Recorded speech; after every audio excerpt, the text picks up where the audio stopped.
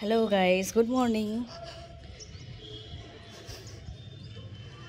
বৃষ্টি পড়েছে, বৃষ্টিটা একটু কমেছে আর থাকতে পারিনি আমি। ভাবলাম চলে যাই ছাদে, দেখি আবার গাছগুলোর কি অবস্থা। গাছগুলোর অবস্থা ঠিকই আছে, কিন্তু গাছগুলোর গোড়ায় এক গাদা জল জমে গেছে। অ্যালমন্ডা গাছে এক গাছ ফুল ফুটেছে, দেখো, একটা, দুটো, তিনটে, আবার চারটি কুড়িও এসেছে। গাছগুলোতে কি হারে জল জমে গেছে, হে ভগবান।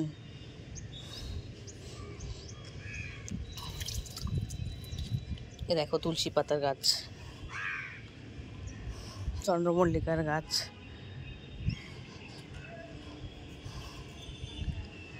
এটা হচ্ছে গিয়ে মাধবীলতা। এটা খুব বুশি করতে হবে চারিদিক থেকে কেটে। আর একটা জিনিস দেখাই, দেখো, নিচে যে আমার পত্তলিকা ফুলগুলো হয় তার থেকে কিন্তু উপরে পত্তলিকা ফুলগুলো অনেক বড় বড় হয়। করবী গাছটা, হ্যাঁ, এইটা জানি না লেগেছে কি না, কিন্তু এটার চারটে করে, এক একটা মুখে চারটে করে ডাল এসেছে। দেখো, নিম পাতার গাছ কোত্থেকে এসছে, কিন্তু কতখানি নিম পাতার গাছ হয়ে গেছে। কালকে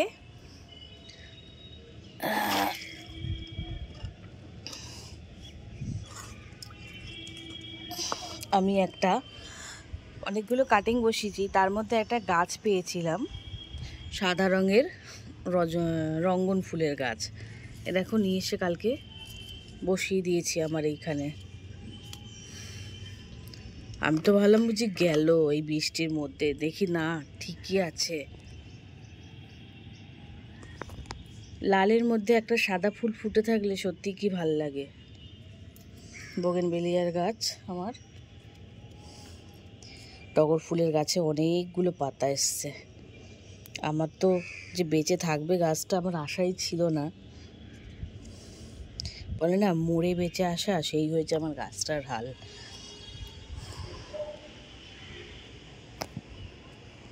এরকম ছোট্ট একটা বাগানের সেট আপ তোমরাও করতে পারো, মনটা কিন্তু ভীষণ ভালো থাকবে। চলো, চারটে ফুল হলেও এটার কাছে, আমার কাছে অনেক, এটা আমার কাছে ফুলগুলো নিয়ে যাই, আমার দুষ্টু ভীষণ হ্যাপি হবে। এখনও রান্না বসাইনি, আজকে কারি করব। চারটে তো ছিল, আর একটা কোথায় পড়ে গেল, যা, চারটে তো যেন ফুল ছিল।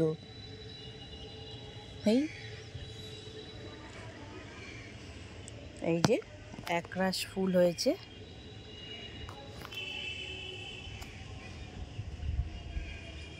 চলো নিচে যাই, রান্নাটা করে ফেলি।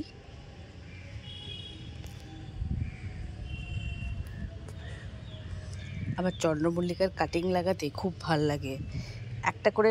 ও মা, এটা আবার কি গাছ হচ্ছে কে জানে, ভগবান, নিজের থেকেই কি কি সব গাছ হয়ে যাচ্ছে।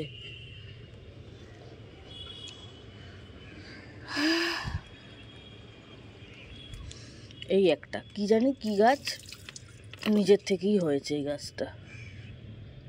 আবার এই দিকেও হচ্ছে, শুয়ো শুয়ো বেরিয়েছে।